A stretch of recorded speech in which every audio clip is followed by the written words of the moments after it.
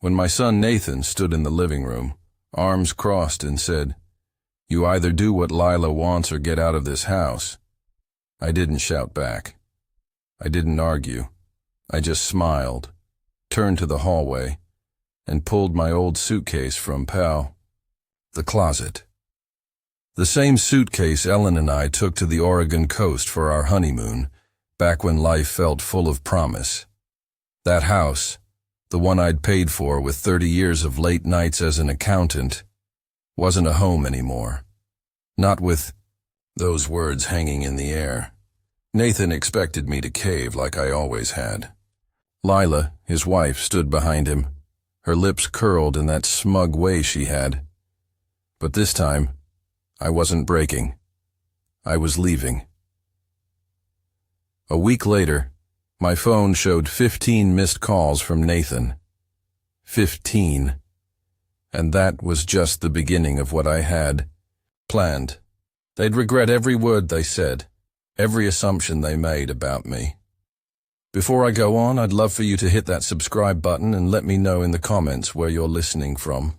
It means the world to hear from you. The keys were still jingling in my hand when I pushed open the front door that Saturday afternoon. My arms ached from carrying grocery bags, the plastic handles digging into my skin. Hawkins. The warm spring. Light spilled through the lace curtains, catching the dust motes in the air. It should have felt like home, but it didn't. Not today. Lila was sprawled across Ellen's old sofa, the one we'd picked out together at a flea market, its worn, cushion still holding the shape of her laughter. Lila's manicured nails tapped on her phone, and she barely glanced up. "Ed, grab me a juice from the fridge while you're up," she said, like I was her personal assistant. Nathan was slouched in my armchair, eyes glued to a football game. On the TV, a bag of chips open on his lap. "And make me a sandwich, Dad," he added, not even turning his head. "Ham and cheese, extra mayo." I set the bags down on the counter, the weight of the milk jugs and canned goods pulling at my wrists. Red marks striped my palms. "I just walked in," I said, keeping my voice even. "Let me put these away first." Lila's head snapped up, her blue eyes narrowing. "What's the problem, Edward? You're already standing. It's not like you're doing anything else," Nathan chuckled, still staring at the screen. "Yeah, Dad, don't make it a big deal. Just grab the juice and make the sandwich. We're comfortable here."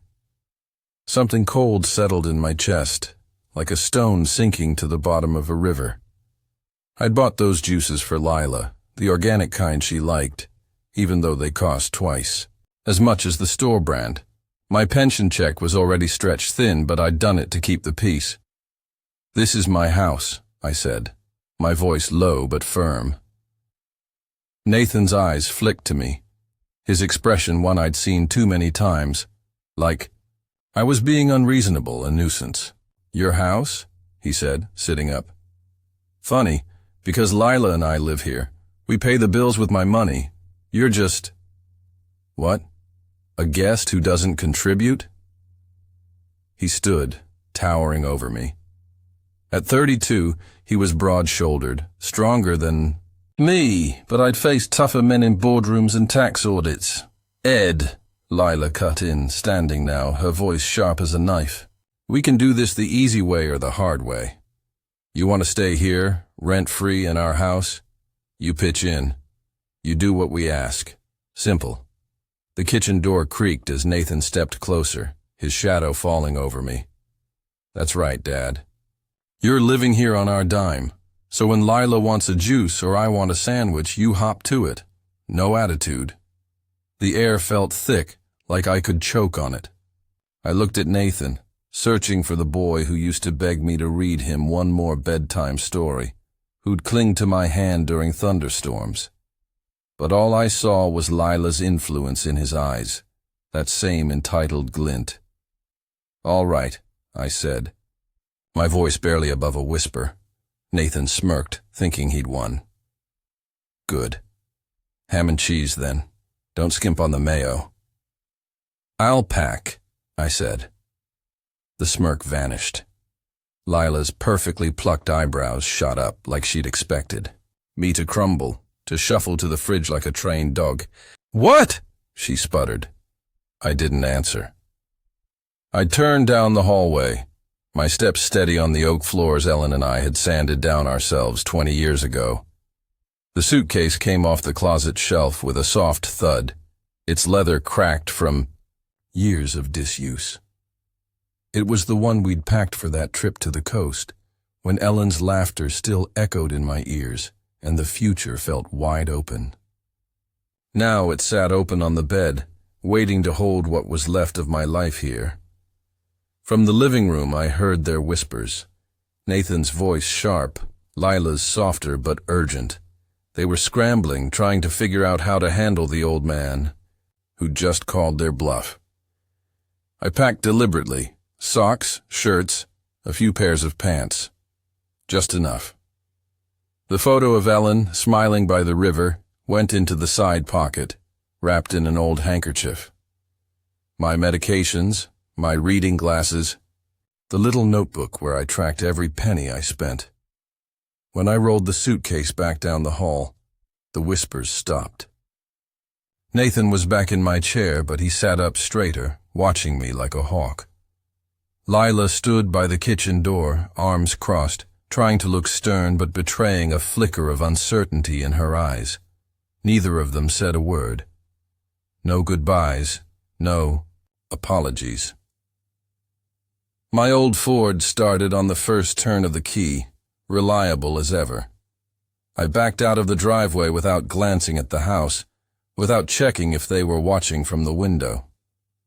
The 20-minute drive to Havenwood Inn gave me time to think. Memories flooded in like waves on the shore. Nathan's college tuition, $50,000 for that private university he insisted on. I'd worked extra hours, taken on freelance clients, my fingers aching from typing tax forms late into the night. His wedding cost $20,000, and when Lila's family couldn't cover their share, I'd paid quietly, not wanting to ruin their day. The house itself? $100,000 from my retirement savings for their down payment, because that's what fathers do. That's what Ellen would have wanted. Then the monthly payments, $1,200 for the mortgage, $250 for their car insurance, $400 for groceries when their budget got tight. My pension disappeared into their lives, month after month, and I'd told myself it was love. Havenwood Inn sat on the edge of town, its faded sign buzzing faintly in the dusk.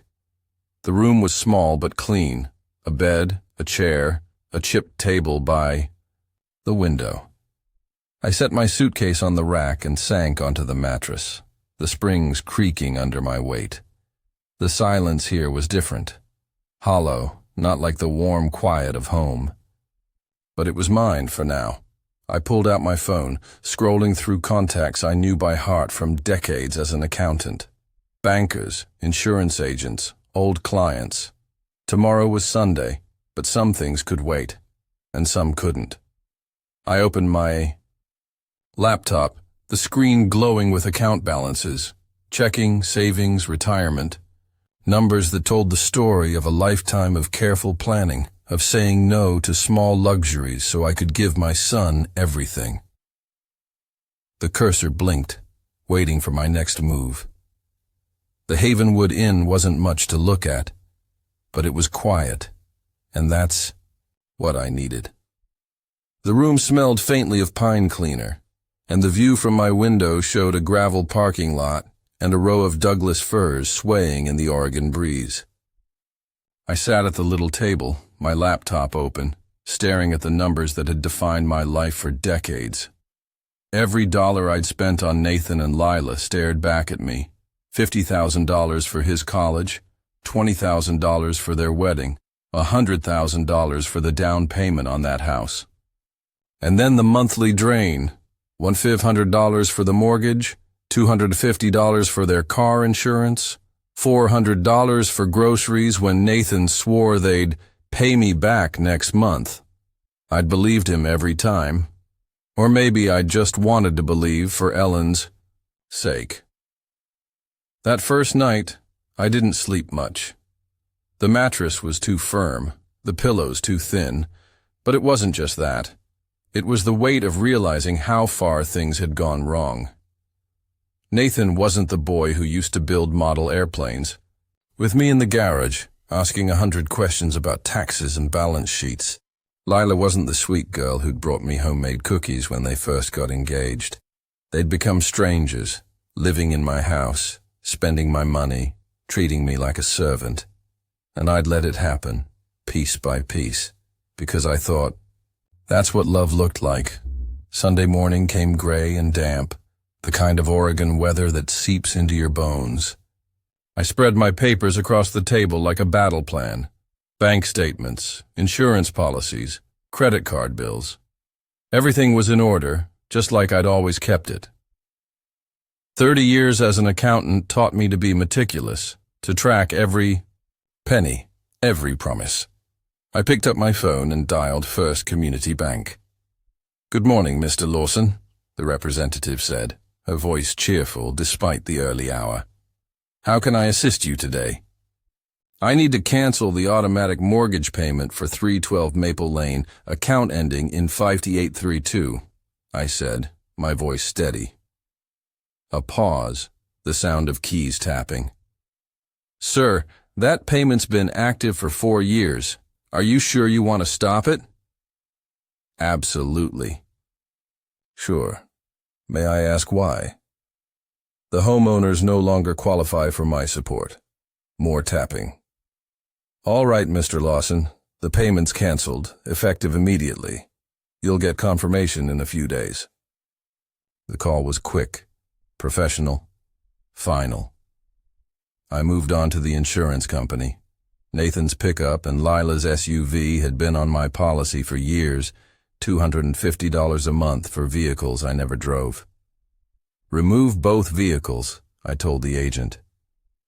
"My son and his wife will need their own coverage." "When should this take effect?" "Today." The credit cards were next. Nathan was an authorized user on 2 of my accounts, Visa and a department store card. $600 a month in charges I hadn't made, for clothes, dinners, things I'd never see. "Remove him as an authorized user," I told the Visa rep. "He'll need to apply for his own credit." Each call felt like peeling off a layer of chains I hadn't realized I was wearing. My hands moved automatically, jotting down confirmation numbers, reference codes, dates. By noon, I'd cut off the mortgage, the insurance, the credit cards, every financial lifeline I'd been throwing them. For years, the room felt lighter, like I could breathe deeper. My phone stayed quiet, though. They didn't know yet. They'd find out soon enough, when the first bill landed in their mailbox with their names on it. I walked to the diner down the street, a place called Rosie's, where Ellen and I used to share coffee and blueberry pie after her doctor visits. The bell above the door jingled as I stepped inside, the smell of bacon and fresh coffee wrapping around me like a familiar blanket. I'd just settled into my usual booth when a voice called out, "Ed Lawson, is that you?" I looked up to see Margaret Klein, her gray hair pulled back in a neat bun, a newspaper tucked under her arm. Margaret and I had worked together at First Community for 15 years before I retired. She handled commercial accounts while I wrestled with personal taxes, but we'd bonded over bad coffee and shared stories about our kids. "Margaret," I said, standing to shake her hand. "Good to see you. Mind if I join you?" She slid into the booth without waiting for an answer. "Heard you're staying at the Havenwood Inn. Everything all right?" The waitress poured coffee, giving me a moment to decide how much to share. Margaret was sharp, trustworthy, but still a banker with obligations. "Family situation. I said finally. Needed some space to sort things out. She nodded, her eyes studying me over her glasses. Your son, Nathan, came into the bank a few months back. Tried to pull a fast one. My coffee cup froze halfway to my lips. What kind of fast one? Applied for a second mortgage on your house. $60,000. Claimed he owned the place. Margaret's voice dropped low like she was sharing a secret. Brought in paperwork that looked legit at first glance. But when we ran the title search, it came back clean to you. No co-signers, no shared ownership, just Edward Lawson. The diner's chatter faded into the background. My house. Nathan had tried to mortgage my house. When was this? Late November, I think. I handled it myself because of the amount. Ed, it wasn't just a mistake. The documents were forged. He tried to pass them off as real. The words hit like a punch. Forged documents. Nathan hadn't just been ungrateful. He'd been planning to steal from me. I set my cup down carefully, my hands steady despite the storm in my chest. You reported it? Flagged his info in our system and rejected the application. Since no money changed hands, it's a gray area legally, but I kept copies of everything. Margaret leaned closer. You really didn't know? I shook my head, my mind racing. All those months, Nathan had sat across from me at the dinner table, complaining about work, while plotting to take what was mine. What was he going to use the money for? Margaret glanced around, lowering her voice further. Word around town is Nathan's been spending a lot of time at River's Edge Casino. Poker, mostly. Rumor has it he's in deep. Maybe $20,000 or more. Gambling. It explained the late nights, the overtime he claimed to be working. I'd been funding his life while he threw money away at card tables. Thanks for telling me, Margaret. Be careful, Ed, she said, her voice soft but serious. A man who'd forged documents to steal from his own father might do worse when he's backed into a corner. I walked back to the inn, the damp air clinging to my jacket. Nathan's betrayal wasn't just about disrespect anymore. It was calculated, deliberate. The ultimatum wasn't about control. It was about keeping me in place, a walking bank account for his debts. Back in my room, I opened my laptop and started a new file. Nathan evidence. Margaret's story was just the beginning. If Nathan was hiding this, what else was he keeping from me? I pulled out my notebook, jotting down every detail, dates, amounts, the forged mortgage application. The accountant in me knew the power of a paper trail. My phone buzzed on the table. An unknown number. I let it ring, watching the screen until it went dark. The days at Havenwood Inn settled into a quiet rhythm, but my mind was anything but calm.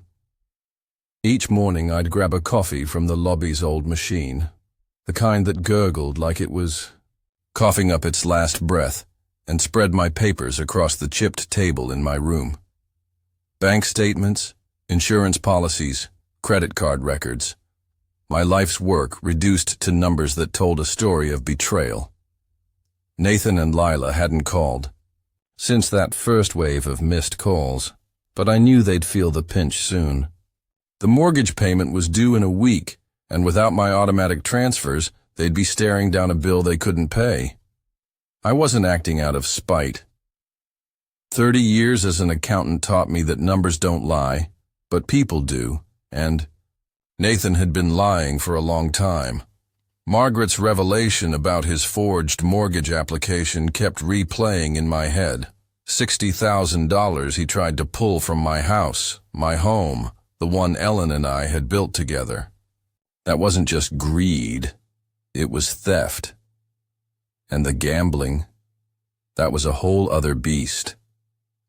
I needed answers, and I wasn't going to wait for them to come to me. Monday morning, I drove to the Flathead County Courthouse, a squat brick building that smelled of old paper and floor wax. The clerk's office was quiet, staffed by a woman named Clara, who'd known Ellen from their book club days. I slid my paperwork across the counter, an eviction notice for Nathan and Lila. "Mr. Lawson," Clara said, adjusting her glasses as she reviewed the deed. "You understand this is your son's residence?" "It's my property," I said, my voice steady. "They violated the terms of their stay." "What terms?" "Mutual respect and contribution to household expenses. Both have been breached." She stamped the papers with a practiced flick of her wrist. 30-day notice starts today. Sheriff's Department will serve the papers within 48 hours. If they contest, we'll set a hearing. I nodded, collecting my copies. The weight of those papers felt solid, like a shield. No more emotional blackmail, no more manipulation. Everything was above board now, legal and binding. My next stop was the Havenwood Police Station. Detective Paul Carter's office was a cluttered mess of files and coffee mugs, but his handshake was firm, his eyes sharp. Paul and I had served on the town's budget committee years ago, back when Nathan was still in high school. "Ed, what brings you here?" he asked, leaning back in his chair. "Information on Nathan Lawson," I said. "Margaret Klein at First Community told me he tried to forge documents for a second mortgage on my house. I'm guessing that's not the only thing he's hiding." Paul's expression shifted, professional but curious. "Your son? What's the context?" I laid it out. The ultimatum, my leaving, the forged mortgage application, the rumors about Nathan's gambling at River's Edge Casino. Paul listened, jotting notes, his pen scratching against the pad. "Nathan's a regular at River's Edge," he said when I finished. "Mostly poker, high stakes. We've had calls about collection issues, creditors looking for him. Nothing criminal yet, but he's in deep. I'd estimate $20,000 to $25,000 in debts." The number hit me like a cold wind. $25,000. Nathan had been living under my roof, eating my food, while burning through that kind of money at card tables. Who's he owe? Mix of legitimate lenders and some shadier types. The legit ones are getting antsy, sending collectors. The others, Paul shrugged. They don't usually involve us when they come calling. "How much time does he have?" 6 weeks, maybe less. Creditors don't wait forever. I left the station with a clearer picture of Nathan's world. He wasn't just ungrateful, he was desperate, and desperation made people dangerous. I drove back to the inn, my mind turning over every detail. The gambling explained the forged documents, the late nights, the way he'd snap at me when I asked about his job. I'd been his safety net, and he'd been betting it all away. Back in my room, I updated my Nathan evidence file, adding Paul's information to Margaret's. Dates, amounts, creditors' names, every piece of the puzzle coming together. Wasn't building a case out of anger. I was building it to protect myself, to make sure Nathan couldn't twist the truth when the consequences came knocking. By Wednesday, the missed calls started piling up again. 10 messages, then 12, then 15. I listened to them in order, sipping coffee as Nathan's voice shifted from confusion to fury. "Dad, what's going on with the mortgage?" he said in the first message, his tone almost casual. "The bank says the payment didn't go through. Must be a glitch. Call me." By the 5th message, the casual tone was gone. "Dad, the insurance company canceled our car coverage. They're saying you removed us. What the hell? Fix this!" Lila's voice came next, sharp and accusing. "Edward, This isn't funny. The credit card got declined at the grocery store today. People were staring. You need to call us back now. The later messages were desperate, almost pleading. Nathan's voice cracked. Dad, we're getting calls from the bank about foreclosure. You can't do this to us. We'll figure something out. Just call me. I deleted each one after listening, feeling nothing but a quiet curiosity about how they'd handle the mess they'd made. Thursday afternoon, I was walking back from Rosie's diner when my phone buzzed again. Nathan's number. I let it go. To voicemail. Dad, we're coming to the inn.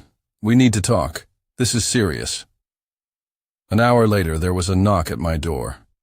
Through the peephole, I saw Nathan, his face flushed, and Lila, her arms crossed, looking like she hadn't slept. I opened the door but stood in the doorway, not inviting them in. Dad, Nathan started, his voice tight. What are you doing? The bank's threatening foreclosure, the cars aren't insured, and Lila can't even buy groceries. You're ruining our lives over a stupid argument? I'm not ruining anything, I said, calm as a still lake. I'm just not paying for your lives anymore. Lila stepped forward, her voice sharp. This is our house, Edward. You can't just stop the mortgage payments. We'll lose everything. It's my house, I corrected. My name on the deed, my signature on the loan. You were guests, and you wore out your welcome. Nathan's jaw tightened, his hands balling into fists. Guests? We've been living there for years. You owe us. I owe you nothing, I cut in, my voice steady but cold. I paid $50,000 for your college, $20,000 for your wedding, $100,000 for your down payment. 4 years of mortgage payments, insurance, groceries, and you repay me by telling me to obey your wife or get out. Lila grabbed Nathan's arm, her nails digging into his sleeve. Edward, we were upset. We didn't mean it like that. Let's just talk this through. You meant every word, I said, looking at Nathan. I saw the boy I'd raised, but also the man who'd tried to forge my name on a mortgage. You gave me a choice.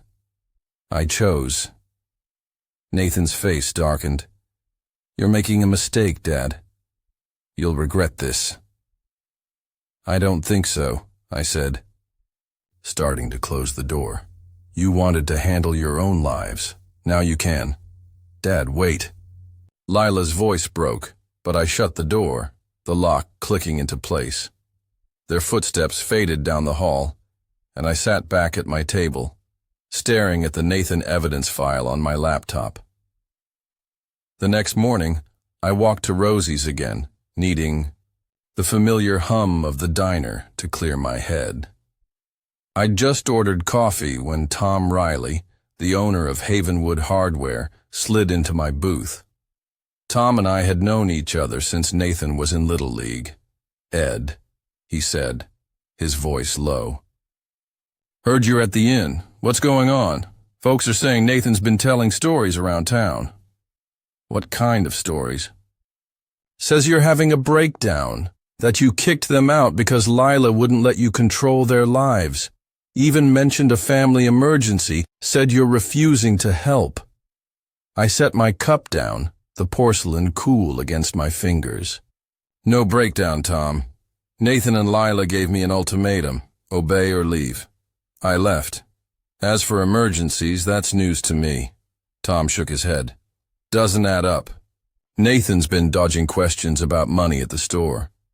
Customers say he's always at River's Edge, losing big at poker.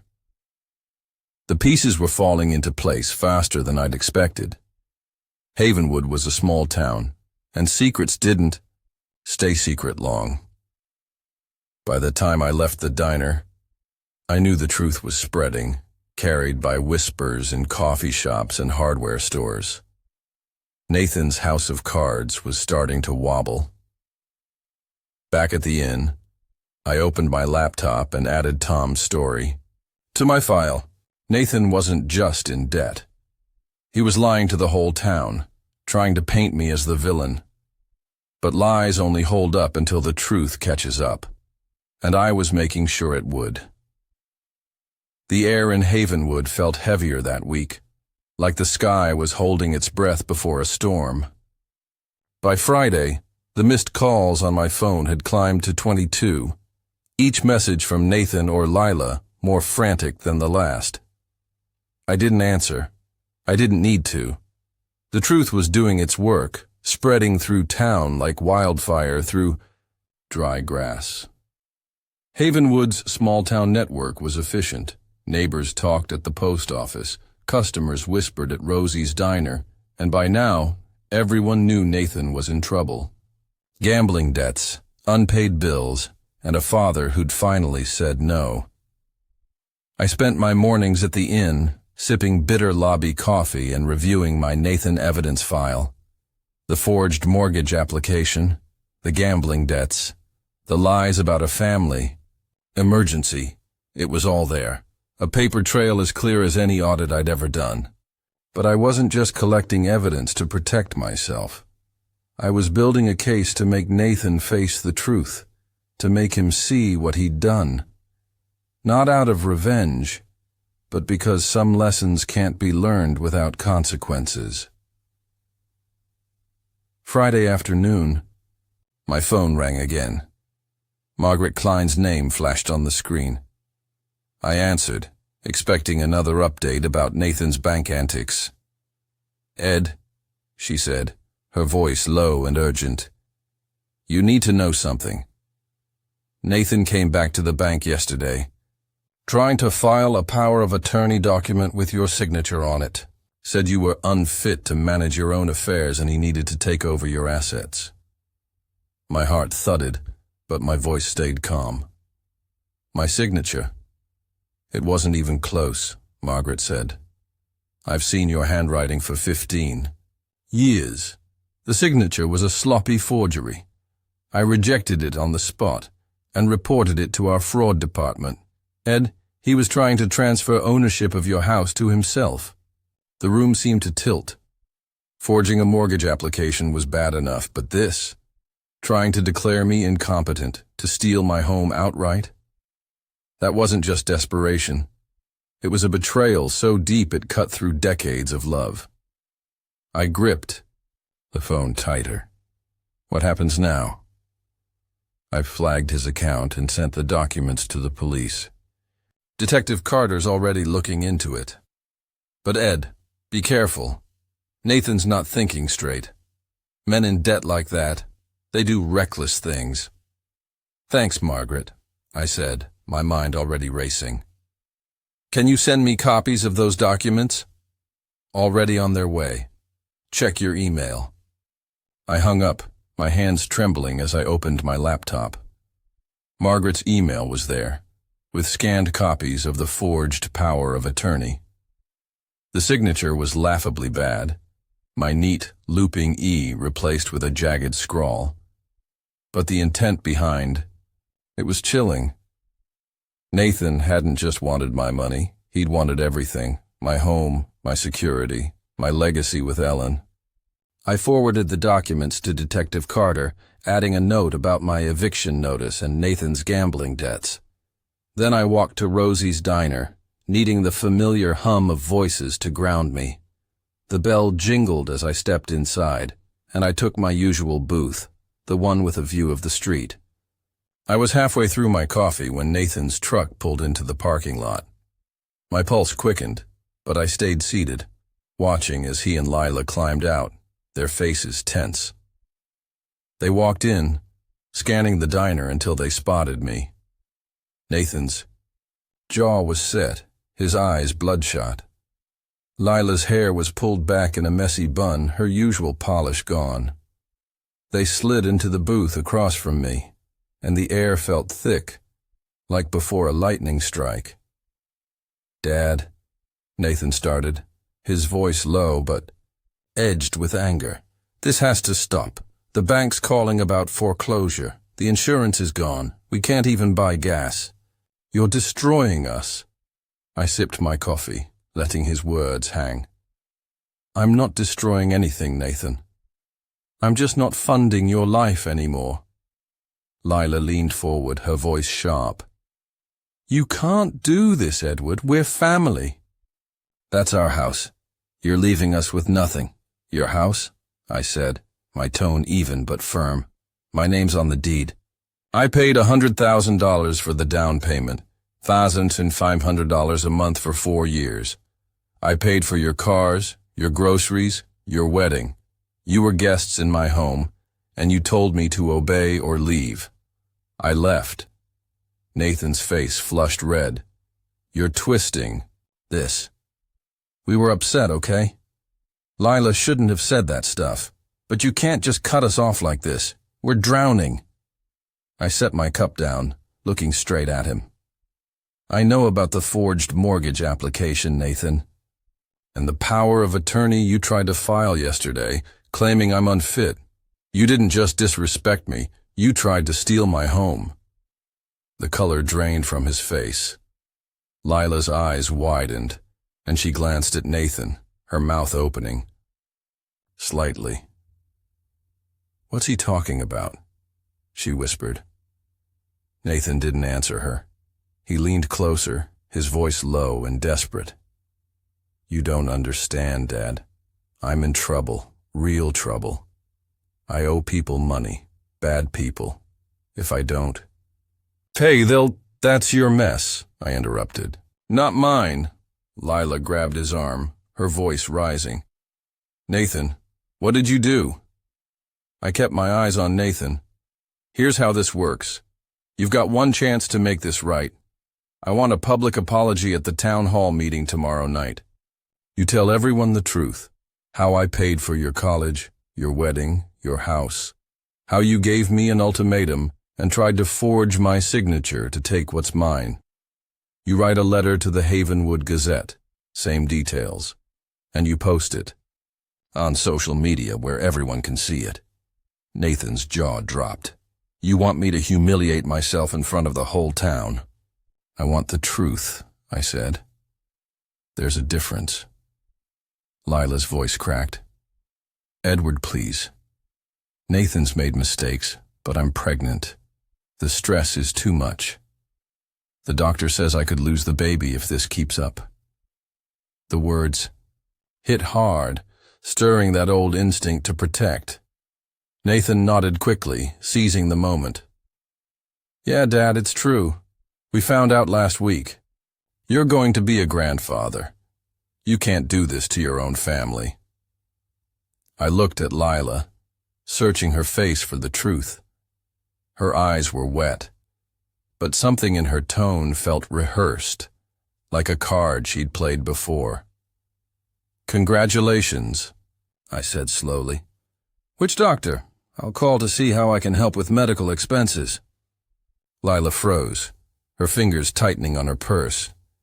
You don't need to call. It's private. If there's a medical emergency with my grandchild, I want to help, I said. Dr. Larson's office, right? Ellen saw her for years. I'll have her call me to discuss payment options. Nathan's face hardened. You can't just call her doctor, Dad.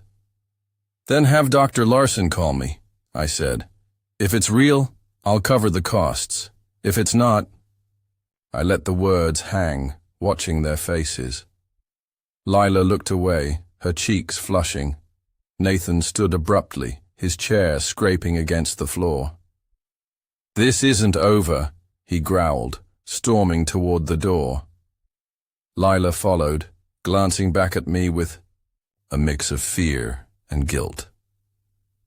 The diner was quiet now, eyes following them out. I stayed in the booth, my coffee cold, my mind clear. Nathan's lies were unraveling, and the town was watching. I pulled out my phone and called Detective Carter. Paul, it's Ed. I've got those forged documents from Margaret. Nathan just confronted me at Rosie's, and he's claiming Lila's pregnant to guilt me into paying. Can you look into it? All ready. On it, Paul said. The fraud report's filed, and I'm pulling Nathan's financials.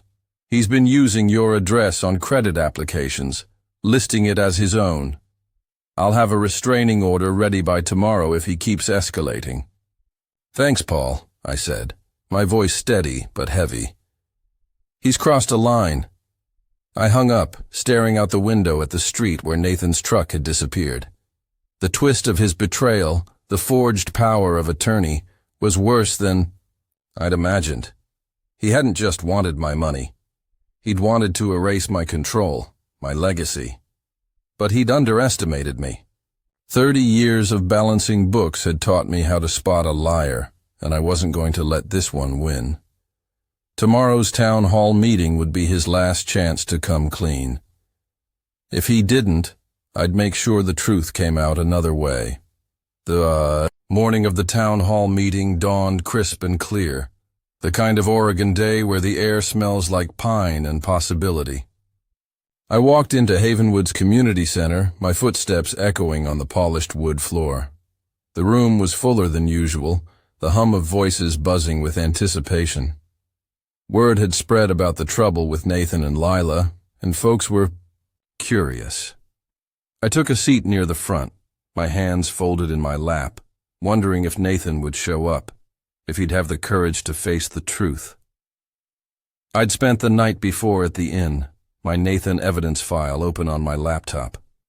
The forged mortgage application, the fake power of attorney, the gambling debts, it was all there, a ledger of betrayal. But more than that, it was a record of my own awakening. For years I'd let love blind me, pouring my pension into Nathan's life, thinking it was what Ellen would have wanted. Now I saw it for what it was, enabling, not loving. Tonight would show whether Nathan could own up to his mistakes or keep running from them. The meeting started with the usual small-town business, budget, updates, park maintenance, a new stop sign on Elm Street. But when the floor opened for community comments, a hush fell over the room. I felt every eye on me, waiting. Then, from the back, Nathan stood. His shoulders were slumped, his face pale, like he hadn't slept in days. He walked to the podium, gripping its edges as if it were the only thing keeping him upright. I need to say something, he started, his voice shaky but clear, about my father, Edward Lawson. The room went silent, not even a cough breaking the stillness. Nathan swallowed hard, his eyes scanning the crowd before landing on me.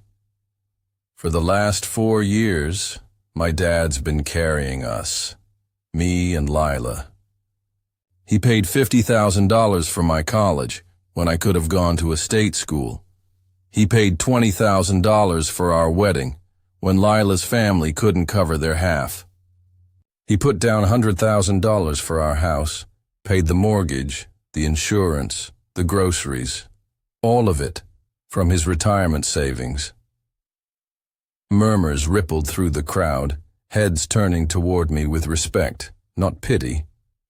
Nathan's voice grew steadier, though his hands trembled. 3 weeks ago, I gave him an ultimatum, told him to do what Lila wanted, or leave his own house. He left, and I don't blame him. The words hung heavy, like a confession, in church. I was wrong, Nathan said, his voice breaking. I let Lila's demands and my own mistakes cloud everything. I got in deep with gambling, $25,000 at River's Edge Casino.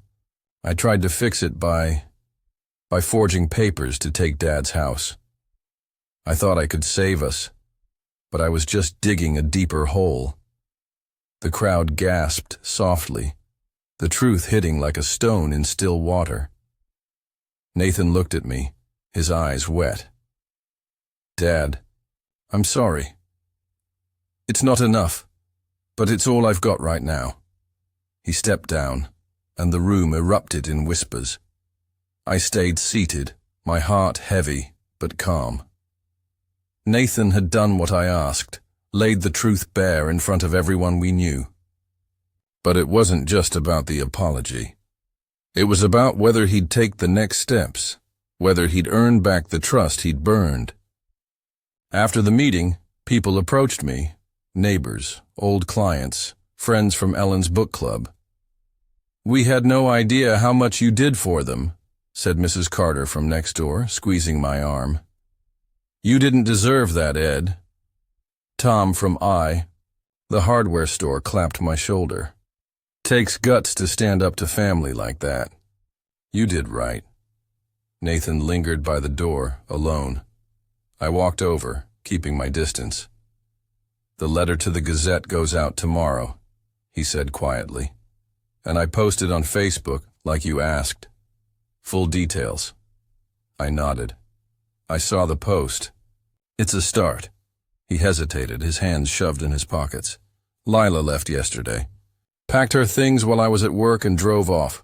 No note, nothing. Said she couldn't handle the debts, the shame. And there was no baby. She made it up to guilt you." The lie about the pregnancy stung, but it didn't surprise me. I'd suspected it at the diner, the way Lila's eyes darted away when I mentioned Dr. Larson. "I'm sorry it came to this," I said, and I meant it. Not for Lila, but for Nathan, for the boy I'd raised who'd lost his way. "I filed for divorce this morning," he said, his voice barely above a whisper. "Found out she was using my credit cards for her own shopping sprees, on top of my gambling. The debts are worse than I thought, closer to $30,000 now." I didn't say anything. There was nothing to say. Nathan had built this mess, and now he'd have to face it. The next week, I stood in the front yard of my old house, watching workers from the Havenwood Youth Foundation transform it into a community center for orphaned teens. The porch where Ellen used to read her novels was now a study nook. The living room where Nathan had given me that ultimatum would be a space for kids to learn job skills. It felt right, like giving the house a new life, one built on hope instead of betrayal. "Mr. Lawson," said Sarah, the foundation's director, as she shook my hand, "this gift will change lives. These kids, they've got no one. This place will be their home." "They deserve it," I said, watching a group of teens carry in donated books, their laughter echoing across the yard. "More than some who've lived here." I'd bought a small cabin by the Willamette River, just big enough for me. Mornings meant coffee on the porch, watching the water ripple under the dawn light. Afternoons were for fishing, evenings for reading the novels Ellen loved. Simple, quiet pleasures that felt like luxury after years of pouring my life into Nathan's. My phone buzzed one evening, a text from Nathan. "Dad, I'm 3 months into a debt repayment plan. Working 2 jobs now. Can we grab coffee sometime? I want to make things right, step by step." I looked out at the river, where a heron stood still in the shallows, patient and precise. Nathan had kept his word.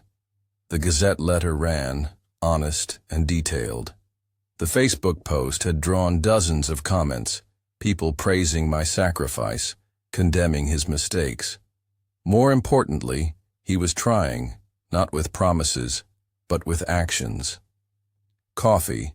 Sounds good," I texted back. "Rosie's. Saturday, 10 a.m. His reply came fast. "Thanks, Dad, for not giving up on me." I set the phone down, the heron taking flight across the river, its wings catching the last of the sunlight. Love is a heavy thing, I thought. It can lift you up or drag you down, depending on how it's carried. For years I'd carried it wrong, letting it blind me to Nathan's flaws, to my own need for respect. Now I saw clearly. Love doesn't mean saying yes to everything. It means setting boundaries, holding people accountable, giving them a chance to grow. That's the lesson I learned, one I wish I'd grasped sooner. Family isn't about what you give or what you owe. It's about what you build together, with honesty and respect. Sometimes you have to let go of the people you love most to show them what those words really mean. And sometimes, if you're lucky, they find their way back, one truthful step at a time. If this story touched you, please hit that like button, subscribe to the channel, and share your thoughts in the comments. Tell me what you'd do in my shoes, or where you're listening from. Your support keeps these stories alive.